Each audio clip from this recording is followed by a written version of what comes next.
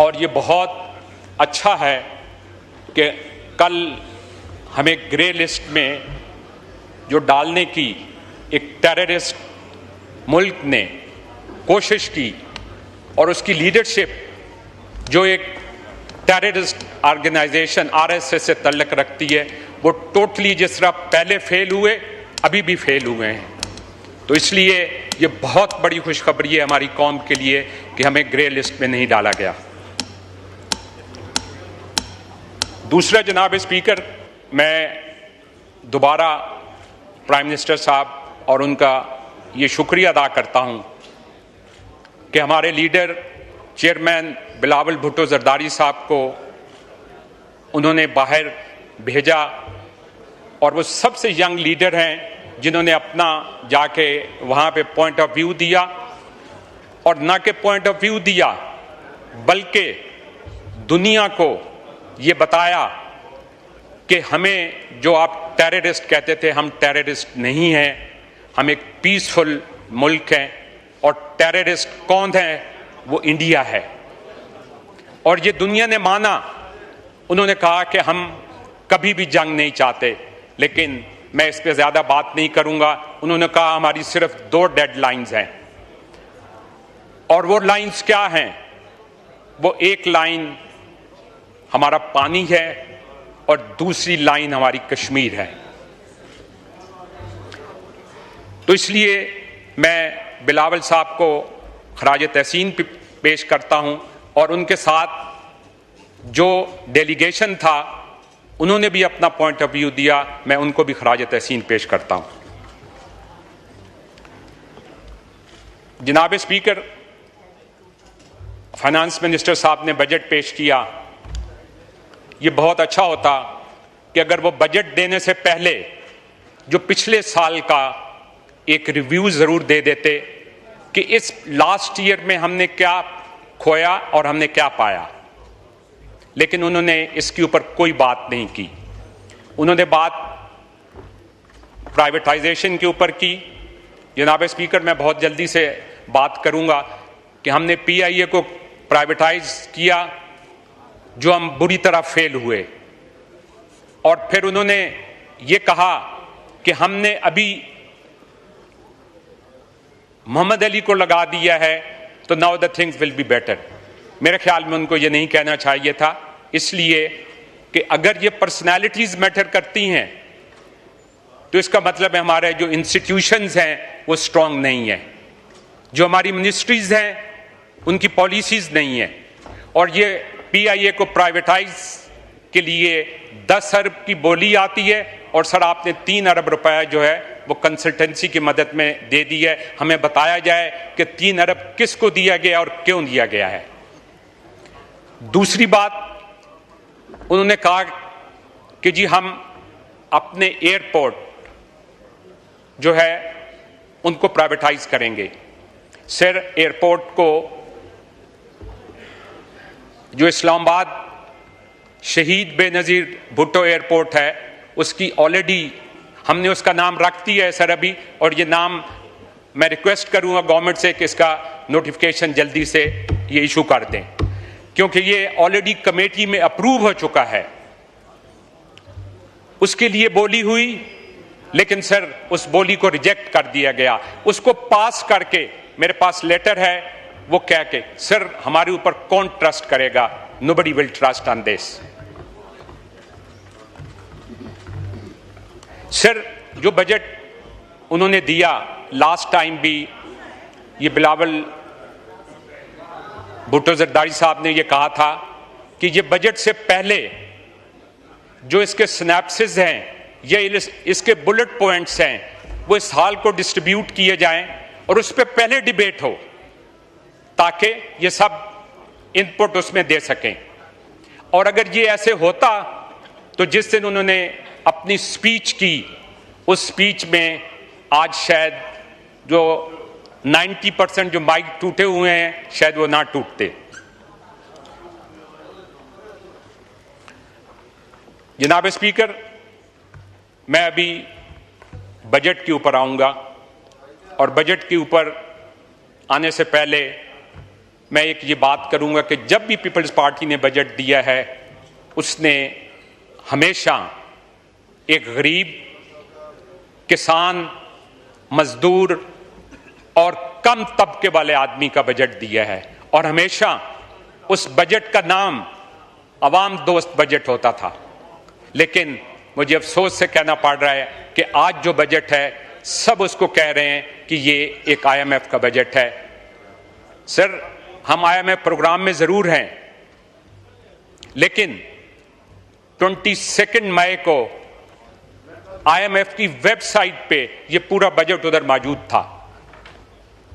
तो इसका मतलब ये है कि ये बजट बहुत पहले बना दिया गया था।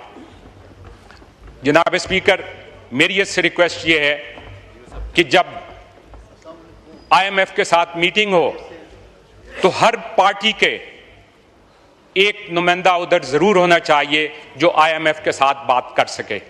और मैं ये भी कहूंगा कि CM जितने प्रोविंस के हैं उनको भी होना चाहिए, ताकि वो अपने प्रोविंस के जो प्रॉब्लम्स हैं वो IMF को बता सकें।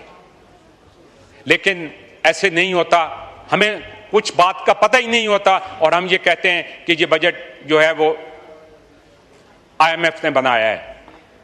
तो इसलिए मेरी ये रिक्वेस्ट है और इसको जरूर शामिल किया जाए। सिर्फ मैं दूसरी बात करूंगा, ये दुनिया में कहीं नहीं होता। पाकिस्तान वाहिद मुल्क है जिसमें ये फाइलर और नॉन फाइलर की बात होती है। मेरे एक ऑनरेबल कॉलीग ने इसके ऊपर काफ़ी डिटेल में बात की है, लेकिन सर ये बिल्कुल गलत है। हम इसको, अपनी पार्टी से रिक्वेस्ट करूंगा कि ये बिल्कुल ख़त्म होना चाहिए कि जी उसको ये अरेस्ट करेंगे, उसको वो अरेस्ट करेंगे, ये करेंगे। मैं उस हल्के से हूं जो बहुत गरीब लोग हैं, उनको एक वो जो फॉर्म है, वो फॉर्म 10 पेजेस का फॉर्म है, उस फॉर्म को भरने के लिए भी उनको 10,000 रुपए चाहिए। तो इसलिए नॉन फाइलर को ये बिल्कुल सर ये खत्म होना चाहिए। ये किसी और मुल्क में ये नहीं है। दूसरा जनाब स्पीकर, मैं एनर्जी की बात करूंगा। ये बहुत अफसोस की बात है और मैं ये समझता हूं कि ये शायद इसी वजह से ये हुआ है। 27 दिसंबर 23 को बिलावल भुट्टो जरदारी साहब ने अपना मैनिफेस्टो इलेक्शन का पेश किया और उन्होंने कहा कि हर गरीब को हम 300 यूनिट मुफ्त देंगे और सोलर लगा के देंगे। ये ऑलरेडी सिंध में ये प्रोग्राम शुरू हो गया है। जब ये शुरू हुआ है तो इसके ऊपर उन्होंने 18% टैक्स लगा दिया है। सर, हम इसको बिल्कुल नहीं मानते और मैं गवर्नमेंट से रिक्वेस्ट करूंगा कि इसको वापस लें। इसको हम वोट नहीं करेंगे सर। ये एक गरीबों का वो है, और एक गरीब ने अगर अपने घर के ऊपर 200 यूनिट्स के लिए लगाया है, उसने 1 लाख रुपया खर्च किया है, आज वो 18% का मतलब ये है कि 18,000 रुपए कैसे देगा?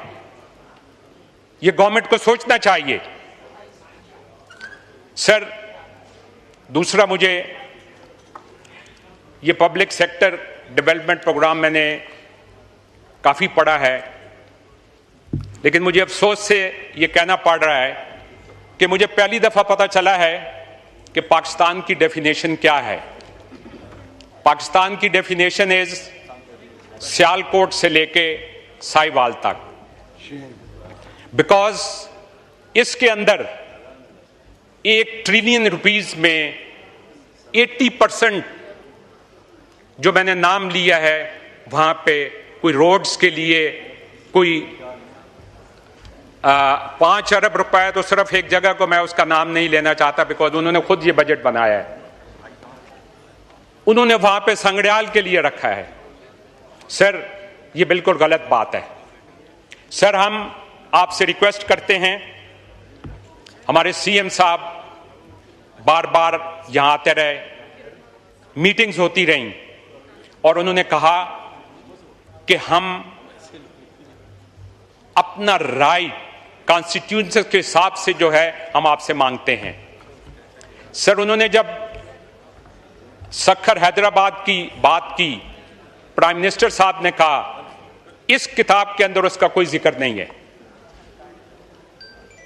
और कराची का जो पैकेज है, मैं ये प्राइम मिनिस्टर साहब से रिक्वेस्ट करूंगा और आपसे भी रिक्वेस्ट करूंगा कि आप प्राइम मिनिस्टर साहब को ये कहें कि वो कोई एक जमात के लिए नहीं है, वो कराची पैकेज सबके लिए है। हम सब एक हैं। जहां अवाम की बात है तो हम सब एक होना चाहिए। हमें हमारे पॉलिटिकल डिफरेंसेस जरूर हो सकते हैं, लेकिन अवाम के लिए नहीं हो सकते। अवाम की हमने खिदमत करनी है और हमें कराची के लिए कुछ नहीं दिया गया सर। तो हमें कराची के लिए पानी के लिए पैसे चाहिए जो अभी तक नहीं दे रहे सर, और वो पिछले 10 साल से उसकी जो प्राइस है वो 10 गुना हो गई है। तो हमारे जितने सिंध के प्रोजेक्ट्स हैं उनके हमें सर वो मिलना चाहिए। दूसरे सर मैं एनर्जी के बारे में बात करूंगा सर, वो भी सिंध रिलेटेड बात है। ये बहुत अनफॉर्चुनेट बात है सर कि मैं जो है हर चीज जो सिंध में होती है उसको नहीं होने देते। हम पूरी दुनिया बात करती है ग्रीन एनर्जी की, सिंध वाहिद प्रोविंस है जहां पे विंड कॉरिडोर है।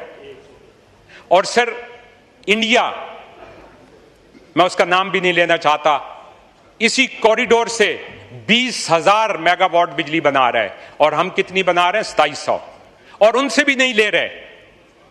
और कहते हैं कि जो बिजली 60 रुपए वाली आप लें लेकिन 11 रुपए वाली आप नहीं लें।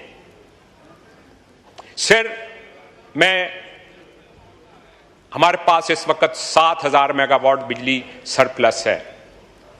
पिछले दिनों में ये कैप्टिव पावर का जिक्र चला, तो कैप्टिव पावर में हमें कंपेल किया गया कि आप बिजली पे जाएं।